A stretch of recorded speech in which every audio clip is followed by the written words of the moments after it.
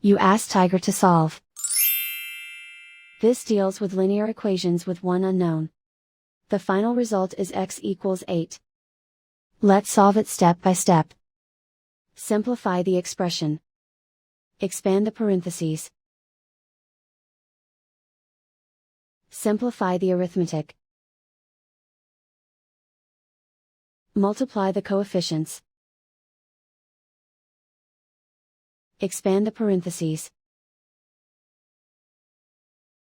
Group like terms.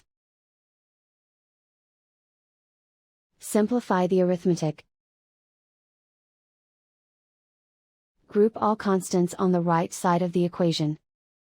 Add 6 to both sides. Simplify the arithmetic.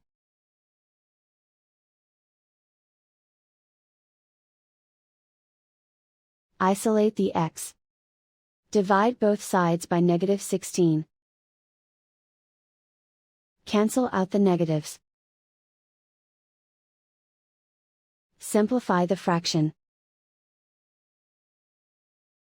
Cancel out the negatives. Find the greatest common factor of the numerator and denominator. Factor out and cancel the greatest common factor. And so the final result is x equals 8.